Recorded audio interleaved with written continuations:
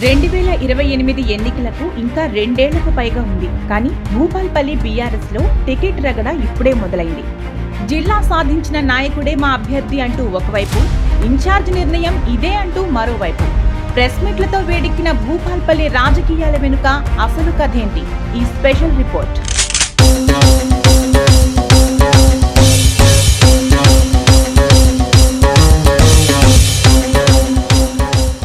ఇటీవల జరిగిన కార్యకర్తల సమావేశంలో మాజీ స్పీకర్ సిరికొండ మధుసూదనాచారి తనయుడు కార్యకర్తలను ఉద్దేశించి చేసిన వ్యాఖ్యలు భూపాల్పల్లి రాజకీయాల్లో సంచలనం సృష్టించాయి.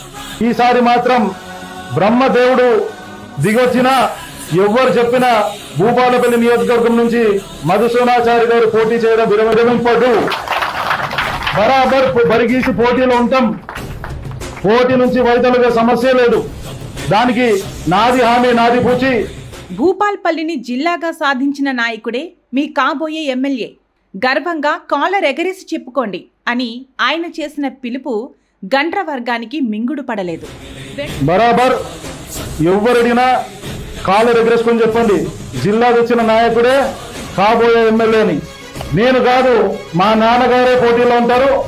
100కు 100% పోటీలు ఉండడం ఆయన చేతిలో ఉంది, గెలిపించడం మీ చేతిలో ఉంది. వెంటనే రంగంలోకి దిగిన గండ్ర వెంకటరమణారెడ్డి వర్గీయులు మీడియా సమావేశం ఏర్పాటు చేసి కౌంటర్ ఇచ్చారు. ఇలాంటి వ్యాఖ్యలు పార్టీని ఇబ్బంది పెడతాయి, కార్యకర్తలను అయోమయానికి గురిచేస్తాయి. రాష్ట్ర వర్కింగ్ ప్రెసిడెంట్ కేటీఆర్ గారు ఇప్పటికే భూపాల్పల్లి నియోజకవర్గ ఇన్ఛార్జిగా గండ్ర రమణారెడ్డిని నియమించారు. వచ్చే ఎన్నికల్లో టికెట్ కూడా ఆయనకే అని స్పష్టంగా చెప్పారు అని వారు తెలిపారు. కానీ నేతల మధ్య జరుగుతున్న ఈ మాటల యుద్ధానికి భిన్నంగా గ్రౌండ్ లెవెల్లో మాత్రం పూర్తిగా వేరే చిత్రం కనిపిస్తోంది. 2023 ఎన్నికల్లో మధుసూదనాచారికి టికెట్ నిరాకరించడం వల్లే బీఆర్ఎస్ పార్టీ భారీ మూల్యం చెల్లించుకుందని కార్యకర్తలు, స్థానిక ప్రజలు బహిరంగంగా చర్చించుకుంటున్నారు. ఆయనకు టికెట్ ఇచ్చి ఉంటే తిరుగులేని మెజార్టీతో గెలిచేవాళ్లం. 2028లో కూడా అదే తప్పు చేస్తే అది నేరుగా కాంగ్రెస్, బీజేపీలకు లాభం చేరుస్తుంది అనేది ప్రతి కార్యకర్త గొంతు. మధుసూదనాచారి స్పీకర్గా ఉన్న 5 సంవత్సరాల కాలం భూపాలపల్లి చరిత్రలో స్వర్ణయుగం.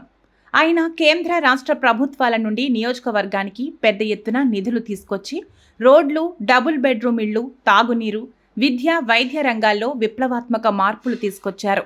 రాష్ట్రంలోనే భూపాలపల్లి నియోజకవర్గాన్ని అభివృద్ధిలో ముందు వరుసలో నిలిపారు. జిల్లా ఏర్పాటు ద్వారా పరిపాలనను ప్రజల గడప వద్దకు తీసుకొచ్చారు. అన్నిటికంటే ముఖ్యంగా ఆయనపై ఒక్క అవినీతి ఆరోపణ కూడా లేదు.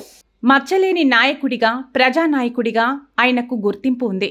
బడుగు, బలహీన వర్గాలకు ఆయన ఎప్పుడూ అండగా నిలిచారు. రాష్ట్రంలో అత్యంత వెనుకబడిన చెంచు గిరిజనులను గుర్తించి వారి కోసం ప్రత్యేక పథకాలు తీసుకొచ్చారు. వారికి ఆధునిక సౌకర్యాలతో కూడిన మోడల్ గృహాలు నిర్మింపచేసి వారికి మెరుగైన జీవితం అందించడమే కాకుండా చెంచులను స్వయంగా హైదరాబాద్కు తీసుకెళ్లి సిటీ జీవితాన్ని, అభివృద్ధిని కళ్లకు కట్టినట్లు చూపించారు.